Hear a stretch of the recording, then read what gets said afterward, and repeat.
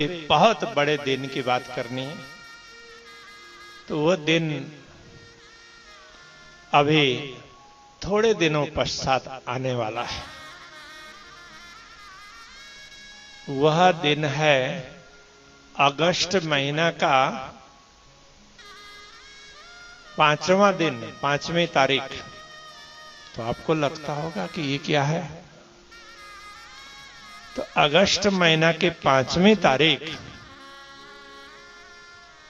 पूरे विश्व के हिंदुओं के लिए बहुत ही गौरव का दिन होगा और बड़े ही महत्वपूर्ण दिन होगा।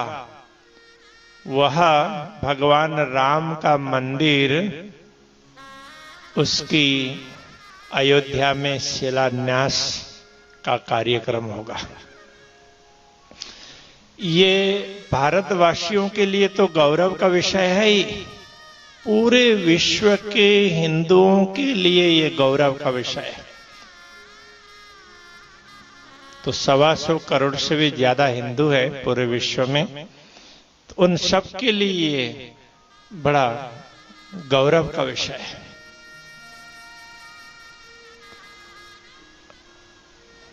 मैं आप सभी से, जो लोग सुन रहे हैं, जो भविष्य में सुनेंगे, उन सब के लिए भी आग्रह करना चाहूंगा कि जैसे दीपावली हम मनाते हैं, तो भगवान राम 14 वर्ष वनवास में थे और जैसे अयोध्या लौटते हैं तो उसकी खुशी में दीप जलाते हैं, दीपावली मनाते हैं।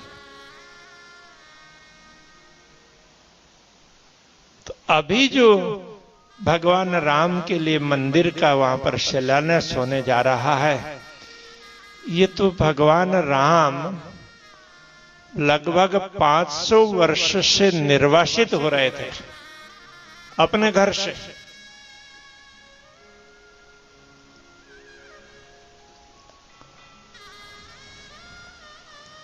आक्रांताओं ने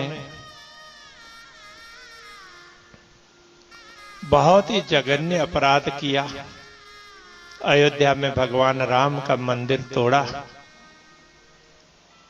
और भगवान राम को वहां से निर्वासित किया। 500 साल की लड़ाई अब जाकर के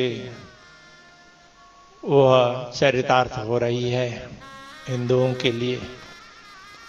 तो ये 5 अगस्त का दिन है, बहुत महत्वपूर्ण दिन है। तो इतने वर्षों तक तो आक्रांताओं ने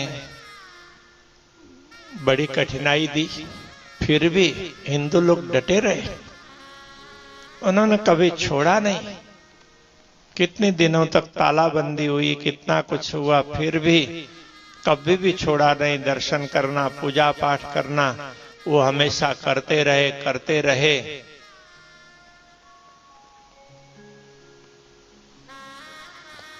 कितने सालों तक तो मुगलों का साम्राज्य रहा, उसके बाद में अंग्रेजों का रहा।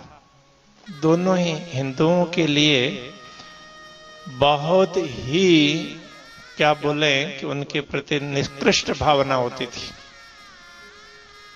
ऐसे लोगों ने देश को भी बहुत लूटा और हिंदुओं को बहुत लूटा। देश को लूटा, तात्पर्य हिंदुओं को बहुत लूटा। आज पूरे विश्व में जितनी संपत्ति होगी, उससे ज्यादा संपत्ति तो भारत की लूट करके ले गए, मुगल भी और अंग्रेज भी। मुगलों ने भी तो ऐसी संपत्ति लुटा लुटा करके बाहर भेजा और अंग्रेजों ने तो और ज्यादा सत्यानाश किया। देश को विभाजन करके अंग्रेज चले गए। उसके बाद भी जो लोग देश में शासक के रूप में रहे हैं, उन्होंने हमेशा दूसरे लोगों की तुष्टीकरण की ही राजनीति अपनाई और उन्होंने हिंदुओं के साथ में हमेशा अन्याय ही किया है। अभी जो शासक हैं देश में कुछ वर्षों से, बीच में भी ऐसे थोड़े अच्छे शासक भी आए, किंतु वो पूर्ण बहुमत से नहीं थे, इसलिए ज्यादा कुछ कार्य नहीं कर पाए।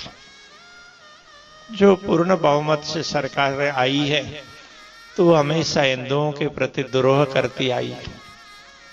अभी सरकार है तो ये दूसरा टर्म चालू हुआ है,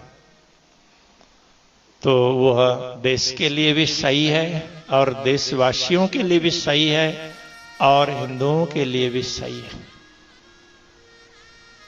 तो उन्होंने इसी 5 अगस्त को गत वर्ष 2019 में भी बहुत बड़ा काम किया था, जो भारत का अंग होते हुए भी कट रहा था, जम्मू कश्मीर। तो संविधान में गलत तरीके से संविधान तैयार करके और उसमें कुछ और जोड़ करके बहुत गलत तरीके से भारत के एक बहुत बड़े हिस्से को और बहुत महत्वपूर्ण भाग को भारत से अलग करने का षड्यंत्र किया था। उसको नेस्तनाबूद किया और भारत के संविधान में 370 अनुच्छेद को हटा दिया और उसके साथ साथ में 370 हट जाता है तो वो 35A भी वैसे ही चकनाचूर हो जाता है। तो ये था भारत के सरकार ने बहुत बड़ा कार्य किया, वर्तमान सरकार ने गत वर्ष। तो इसके लिए हम लोगों को प्रधानमंत्री जी को बहुत ज्यादा बधाई और धन्यवाद देना चाहिए।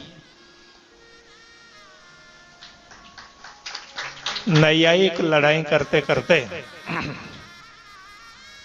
तो गत वर्ष ही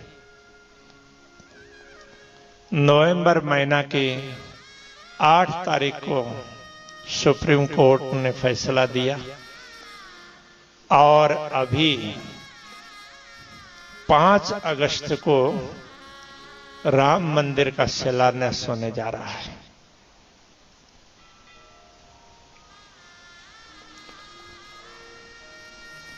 राम मंदिर के लिए देश के विभाजन के बाद में भी अनेक लोगों ने लड़ाई की है, अनेक लोगों ने अपने आहुति दी है जीवन की। उससे पहले भी अनेक हुतात्मा हुए हैं जिनका शायद इतिहास में नाम भी दर्ज नहीं हुआ होगा। तो उन सबके तर्पण के लिए, तो उनकी खुशी के लिए तो हम सबको उस दिन दिवाली मनानी चाहिए। और मैं पूरे हिंदुओं को, श्री कृष्ण प्रणामी परंपरा के अनुयायियों को तो मैं खास आग्रह करूंगा कि उस दिन आप सब दिया जलाएं। ये हिंदुओं के लिए बहुत बड़ा दिन है, एक प्रकार का ये त्योहार ही है।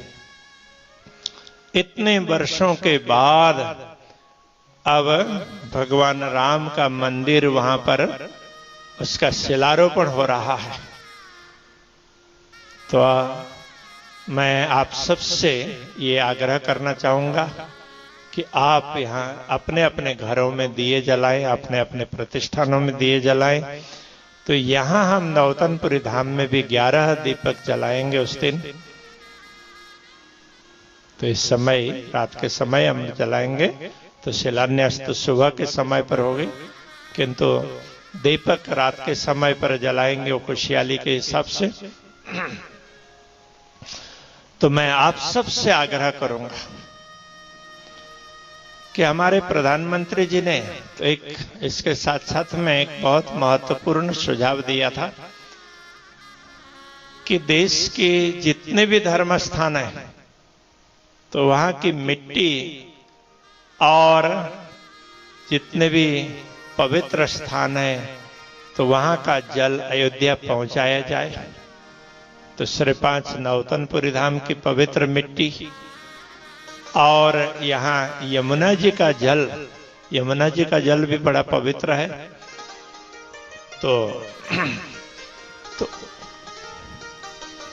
वह जल और मिट्टी दोनों ही तो यहाँ से अयोध्या भेजी गई है। तो आप लोगों ने देखा होगा पूरे जामनगर के अलग अलग स्थानों की भी मिट्टी और जल दोनों ही एकत्रित किया था और अयोध्या के लिए प्रस्थान करवाया था। तो उस समय तो हमें भी एक खास कार्यक्रम के रूप में आमंत्रित किया था। तो ये सारा श्रेय प्रधानमंत्री जी को जाता है, उनकी टीम को जाता है। कानूनी रूप से भी राम मंदिर के पक्ष में फैसला आया, तो उसके साथ में देश के बहुत बड़े हिस्से को गत वर्ष सितंबर 5 को ही संविधान के ये अनुच्छेद 370 को नेस्त नाबूद करके देश के लिए और धर्म के लिए बहुत बड़ा कार्य किया है।